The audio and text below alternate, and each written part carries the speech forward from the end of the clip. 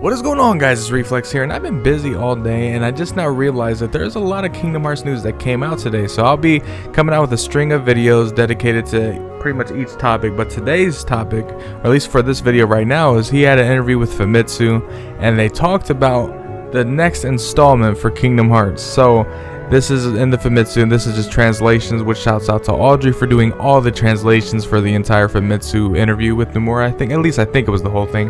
But it says, in regards, as you guys can see on your screen right now, in regards to the series from here on out, the Darkseeker saga ended with Kingdom Hearts 3. However, not all the mysteries have been resolved yet, and the secret movie at the end of the game seems to have new developments. How will the Kingdom Hearts series progress from here on out? And then Nomura goes on to say, well, 2022 is the 20th anniversary of Kingdom Hearts, and the person just says yes, like probably like how we would be like, yeah, you know.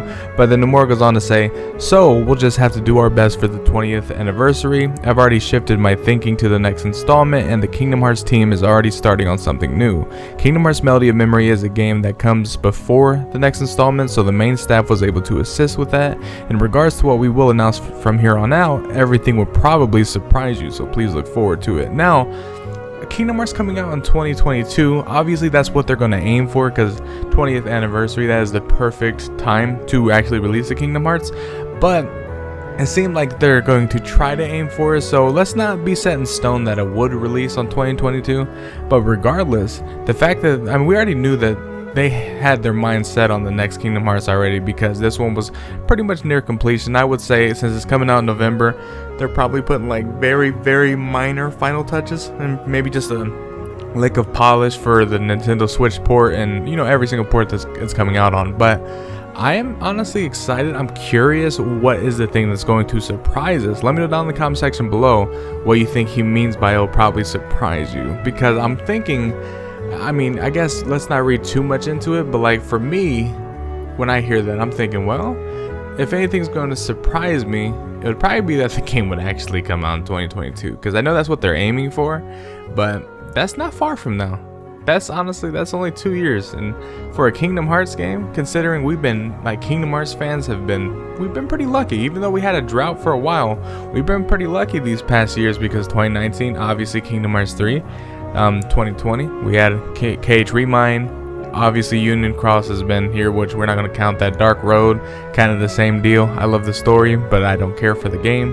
But then we had or at least we're going to get Kingdom Hearts Melody of Memory out in November. So I mean, to be honest, a year pretty much of waiting, because from November, then you got till next November, so that's 1 year. So probably I would say he'd release it. So yeah, a 2-year wait is better than a 6-year wait for Kingdom Hearts 3, you know, because that was a tough time. It was a very tough time, especially if you were one of the ones that thought Kingdom Hearts 3 was going to come right after Kingdom Hearts 2, which partly your fault, but regardless, it still sucks nonetheless. So I mean, anything's better than 6 years. So if it does manage to come out in 2022, that would be honestly pretty dope. But now, trying to brainstorm other possibilities that would surprise us, honestly, for this next Kingdom Hearts installment, I would love for, I mean, depending on where they're going to take this, because the thing about this epilogue and everything that they showed for Kingdom Hearts 3's ending, you have obviously Melody of Memory is going to be the Kairi segment to lead into Kingdom Hearts 4, but then we had that whole ending with the Foretellers,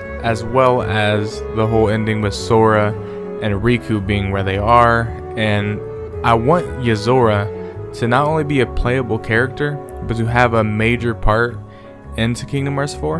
At least I'm assuming this is going to be Kingdom Hearts 4. Honestly, there's no reason it's not, because he said plenty of times in the past that there's going to be 2 games in between Kingdom Hearts 3. We had Dark Road, and now we have Melody of Memory, so those are the 2 games.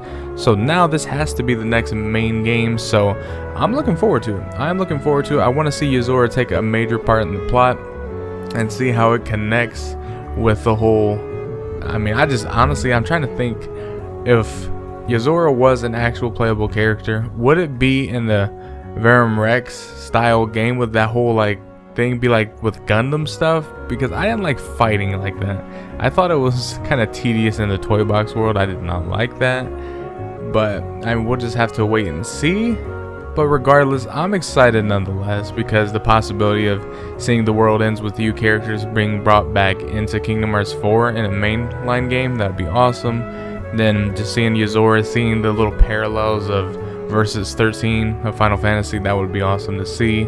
I just can't wait. But yeah, let me know down in the comment section below your wants for the next installment of Kingdom Hearts, and as well as what do you think will be the surprising factor that he's thinking we're gonna get out of this. Is it just the fact that, you know, it's going to be pretty quick to get another Kingdom Hearts, or you think it's going to be something completely different? And do you think they'll actually hit their 20th anniversary mark for Kingdom Hearts as a release date for the next mainline game? Because like I said, 2 years is not a lot. I mean, to be honest, comparing how long it's taken them before to make these games, a 2-year gap is pretty crazy.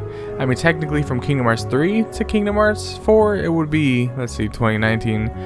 I mean, like a 3-year gap almost 4, I guess. But it's kind of, it seems very unlikely that Kingdom Hearts 4 would come out that quick. But hey, if Nomura is going to aim for that, I would love the effort, because honestly, like I said, any single release date that's under 6 years of waiting, I am okay with. I am totally okay with. But yeah, let's be excited, because Kingdom Hearts seems to be kicking it into high gear. I mean, he did say that there will not be another big gap of release like it was for Kingdom Hearts 3. So I mean, technically, if we go by what he said, then we don't have to wait as long as we did for that game, which is cool.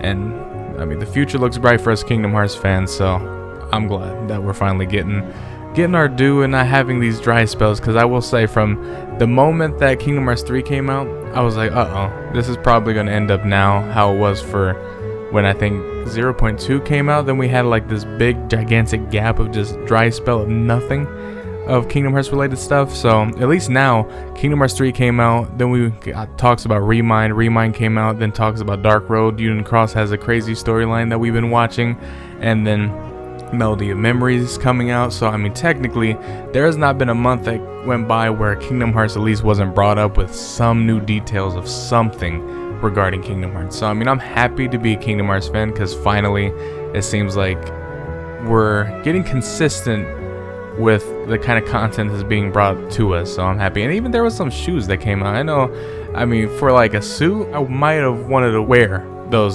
Sora shoes, or maybe even Riku's, I don't know. But like, I could see someone rocking those as long as they got a suit. I definitely would never wear them for like casual wear. Those just ain't the type of shoes for that. But anything else, they don't look too bad. They do not look too bad. But yes, just let me know your thoughts down below. And if you guys did enjoy this video, leave a like, subscribe, and you guys know the drill.